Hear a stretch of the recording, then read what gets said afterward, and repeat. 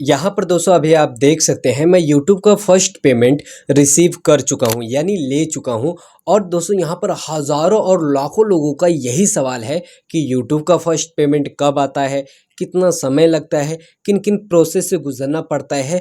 मान लीजिए आपने अपना बैंक अकाउंट डिटेल भरते वक्त मान लीजिए आपने बैंक अकाउंट नंबर गलत भर दिया हो, या IFSC कोड आपने गलत भर दिया हो, या स्विफ्ट कोड आपने गलत भर दिया हो, तो उसमें यूट्यूब का पैसा कहाँ जाएगा। दोस्तों इन्हीं सवालों का जवाब दोस्तों इस वीडियोज़ में मैं देने वाला हूँ कि आपका ये प्रोसेस कितना समय लगता है, क्या क्या होता है, ये सारे डिटेल के साथ मैं आपको बताऊंगा। क्योंकि मैंने रिसीव कर लिया है पैसे, तो मुझे इसका एक्सपीरियंस है, पता है कि क्या क्या करना पड़ा था मुझे। तो चलिए बिना टाइम वेस्ट करते हुए आप सभी को बताना स्टार्ट करते हैं। यहाँ पर यूट्यूब पेमेंट का पहला प्रोसेस शुरू होता है चैनल मोनेटाइज से।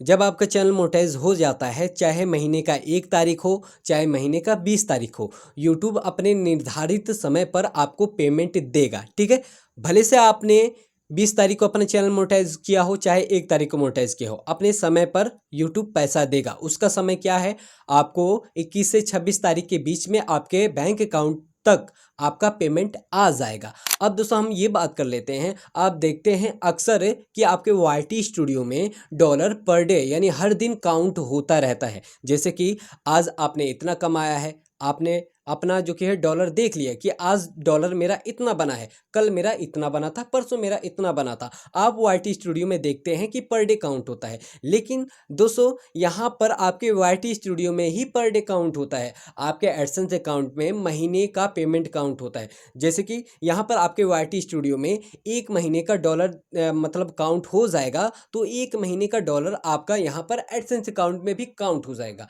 कि आपने 1 महीने में इतना कमाया है और एडसेंस अकाउंट में इतना आया है। जबकि YT स्टूडियो में आपका काउंट होता रहेगा, जुड़ता रहेगा। जैसे कि क्या है, आपने 1 महीने में $51 कमाया है, तो यहाँ पर YT स्टूडियो में आपका दिखाई देगा। तो YT स्टूडियो में आपका जैसे ही महीने भर का क्राइटेरिया कंप्लीट हो जाएगा, तो वो $51 आपके एडसेंस अकाउंट में आ जाएगा। लेकिन यहाँ पर जीरो बैलेंस नहीं दिखाई देगा, आपका $51 दिखाई देगा, लेकिन वही जगह पर आपके एडसेंस अकाउंट पे भी $51 दिखने लगेगा। आपका यहाँ पर YT स्टूडियो में पर डे काउंट होता है, लेकिन एडसेंस अकाउंट में आपका महीने भर का काउंट होता है। ठीक है, महीने भर के बाद से काउंट होता है। ठीक है, फिर उसके बाद जैसे ही दोस्तों आपके एडसेंस अकाउंट में काउंट हो जाता है, मान लीजिए कि आपने 1 महीने से पहले ही आपने $100 कमा लिया, तो यहाँ पर तत्काल आपका पैसा नहीं आएगा। आपका क्या है, काउंट होता रहेगा। जब तक आपका महीना पूरा नहीं हो जाता है, तब तक आपका डॉलर काउंट होता रहेगा। जैसे कि आपने 15 दिन के अंदर आपने $100 कमा लिया, तो आपको क्या करना पड़ेगा, 15 दिन का इंतजार करना पड़ेगा। फिर उसके बाद यहाँ पर आपका डॉलर बढ़ता चला जाएगा। मान लीजिए आपने $25 और कमा लिया, $30 और कमा लिए, तो आपका $130 कंप्लीट हो जाएगा। लेकिन यहाँ पर यूट्यूब का एक नियम है, 8 से 12 तारीख के बीच में आपका एडसेंस अकाउंट का पैसा काउंट होकर साइड में हो जाएगा। जैसे कि दोस्तों आपके पास पैसा आता है, आप कुछ पैसे को साइड में रख देते हो कि मेरे बुरे वक्त में काम देगा, या कुछ काम के लिए आप रख देते हो। उसी तरीके से दोस्तों एडसेंस अकाउंट में भी होता है, आपका पैसा काउंट हो जाएगा तो तुरंत तत्काल आपके अकाउंट में नहीं आएगा। ठीक है, तो आपका क्या होगा, आपका काउंट होता रहेगा। जैसे ही दोस्तों 8 से 12 तारीख के बीच कंप्लीट होगा, तारीख कंप्लीट होगा, तो वो पैसा आपका एक साइड हो जाएगा, आपके बैंक अकाउंट में तुरंत नहीं आएगा। क्योंकि मैंने आपको बताया है कि यूट्यूब अपने निर्धारित समय पर आपको पेमेंट देगा। उसका निर्धारित समय क्या है, 21 से 26 तारीख के बीच में आपका पैसा साइड में काउंट हो जाएगा। फिर इसके बाद दूसरा आपका पेमेंट काउंट होना स्टार्ट हो जाएगा, यहाँ पर YT स्टूडियो में दिखना शुरू हो जाएगा। ठीक है, फिर उसके बाद यहाँ पर दोस्तों मैं फोटो दिखा देना चाहता हूँ, आप देख सकते हैं। और फिर उसके बाद दोस्तों क्या होगा, जैसे ही दोस्तों 21 तारीख होता है, जो आपके एडसेंस अकाउंट में जो पैसा रहता है वो रास्ते से निकल चुका होता है। लेकिन यहाँ पर दोस्तों तत्काल आपके बैंक अकाउंट तक पैसे नहीं आते हैं। ऐसा नहीं होता है कि आपने QR कोड स्कैन किया और आपने पिन कोड डाला और आपने फटाफट पैसे भेज दिए, आपके अकाउंट में आ गया। नहीं, ऐसा नहीं होता है, आपका प्रोसेस से गुजरना पड़ता है। इसमें बहुत सारे प्रोसेस होते हैं, आपको डिटेल के साथ वीडियोस बनाऊंगा। ठीक है, लेकिन यहाँ पर प्रोसेस से निकल चुका होता है, लेकिन अब यहाँ पर क्या चेक होता है, अगर आपने बैंक अकाउंट सही डाला हो, आपने एडसेंस अकाउंट सही डाला हो, या स्विफ्ट कोड आपने सही डाला हो, या आईएफएससी कोड आपने सही डाला हो, अगर सब कुछ आपने सही डाला हो तो 21 तारीख को आपका पैसा निकला है तो 22 या 23 तारीख को कंफर्म 2 दिन के अंदर आपका पेमेंट जो कि है आपके बैंक अकाउंट तक आ जाएगा। 2 दिन के अंदर, अगर आपका सब कुछ सही हो, अगर आपका सब कुछ सही नहीं है तो आपका पैसा क्या हो जाएगा, होल्ड हो जाएगा।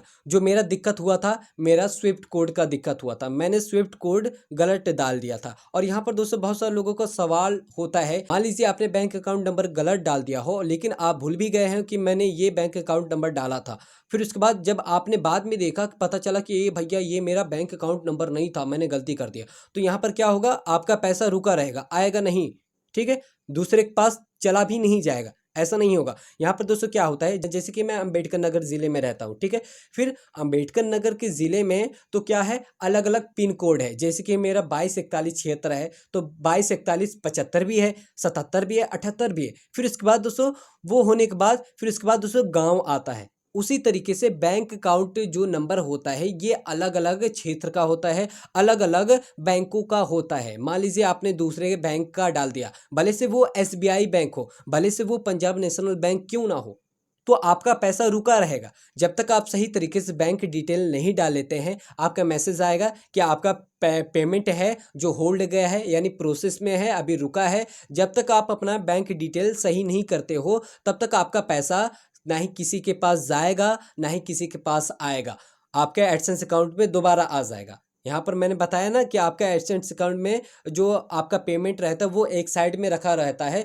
लेकिन दोस्तों जब यहाँ पर आपका बैंक अकाउंट नंबर सही नहीं रहेगा तो वही पेमेंट आपका तुरंत आपके एडसेंस अकाउंट में दोबारा आ जाएगा और काउंट होना शुरू हो जाएगा। फिर दोस्तों इसके बाद ऐसा भी नहीं होता है कि आपका अब अगले महीने में पेमेंट मिलेगा।